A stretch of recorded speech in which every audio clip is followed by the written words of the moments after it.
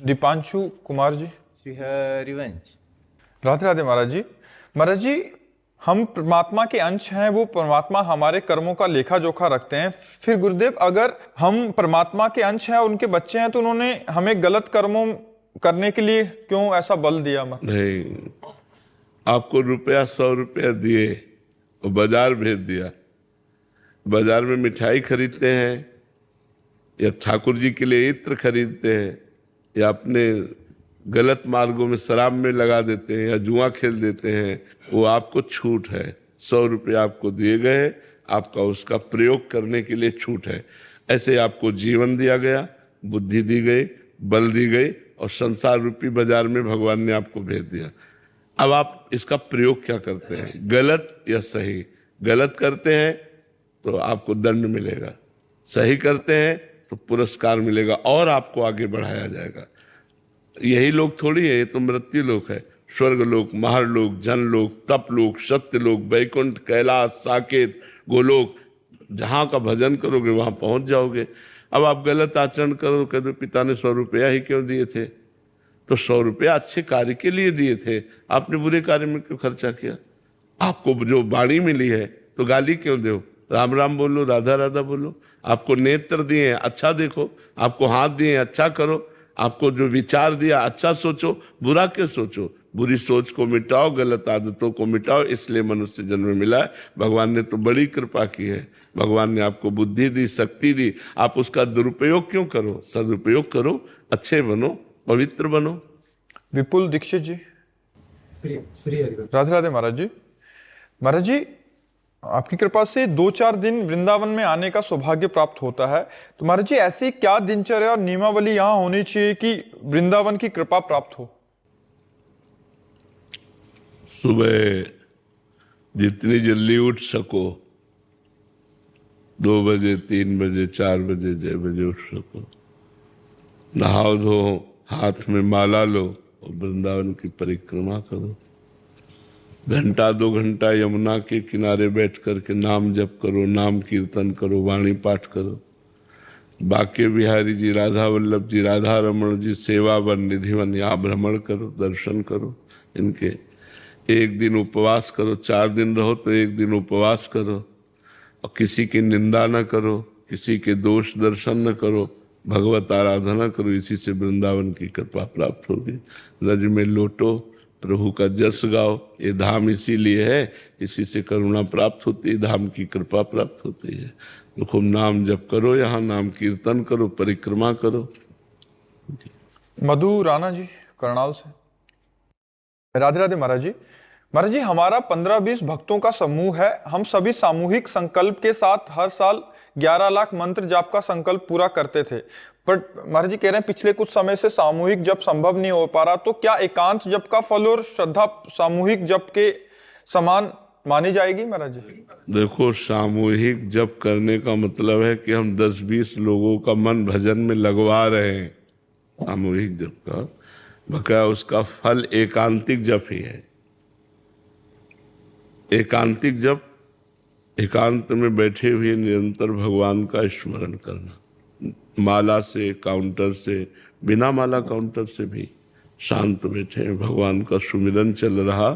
खास बात सुमिरन चलना है, चाहे वो एकांत में हो चाहे सामूहिक हो। लेकिन सामूहिक में मन, मान लो 20 लोग बैठे हैं तो लग सकता है, लेकिन एकांत में मन बहुत परेशान करता है।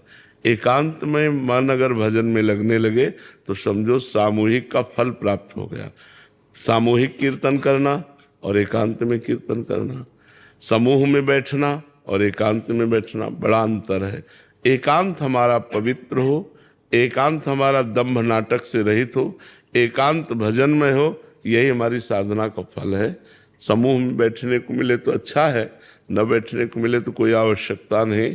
एकांते सुखमाश्यताम, एकांत में सुखासन में बैठकर भगवान का चिंतन, भगवान की लीला कथा पढ़ना, भगवान की लीला कथा गायन करना, भगवान के नाम कीर्तन करना, भगवान के भक्तों के चरित्र पढ़ना, इससे सब हृदय पवित्र होता है, हमारे अंदर भक्ति बढ़ती है।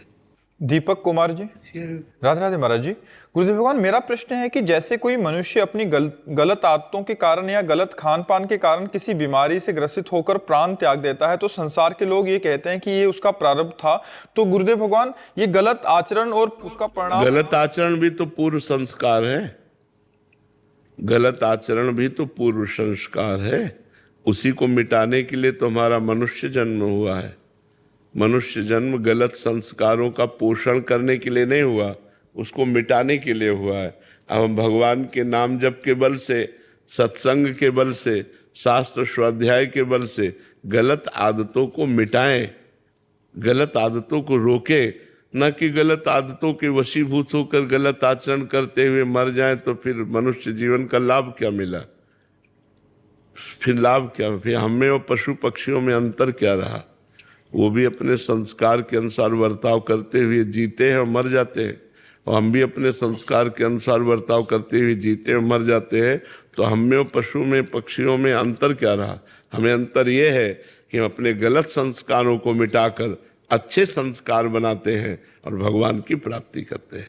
गलत आचरण जो बने वो नवीन कर्म बन गया महाराज जी। अब नवीन उसका नया संस्कार बन गया। बीच में हम उसको परिवर्तित कर सकते हैं। हाँ, कर सकते हैं। आप एक वेग आया, आप उसको सह गए, उसके अनुसार क्रिया नहीं की, तो आपने उस संस्कार को मिटा दिया और नवीन संस्कार जो आपने सहा ये बन गया। अगर आपने भोगा तो वो बन गया। तो भोगने से देखो, आज सबसे ज्यादा नई पीढ़ी को जो परेशान कर रहा है वो व्यसन और व्यभिचार परेशान कर रहा है। कुछ ऐसे बच्चे हस्तमैथुन के शिकार हो गए जो डिस्टर्ब हो गए हैं, जो मतलब अपने आप को मिटाना चाहते हैं। इतना ये गलत आचरण है, इतना गलत आचरण है कि इसकी कोई दवा नहीं है। अपने आप नस नाड़ियों से सब, जब तो स्मृति खराब, शरीर में दर्द और नाना प्रकार के निगेटिव विचार, वो आपको मार डालेगा। इसलिए बचिए, कोई भी गलत आचरण का संस्कार अपने अंदर मत रहने दो। नाम जप के प्रभाव से, वाणी पाठ के प्रभाव से धीरे धीरे उसको नष्ट करो। कभी ऐसे भावना ना आने पावे कि हम गलत संस्कारों से प्रेरित होकर गलत आचरण करें, अपने जीवन को गर्त में डालें। ऐसा कभी न करो जी।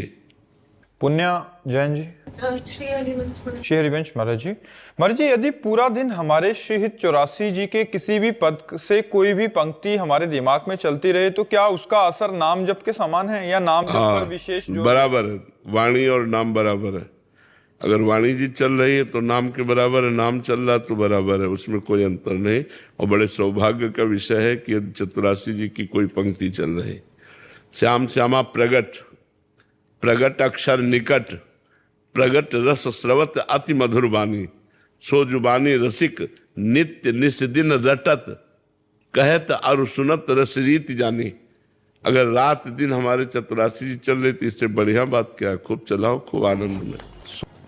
इसी तरह के वीडियो देखने के लिए चैनल को लाइक एंड सब्सक्राइब करें।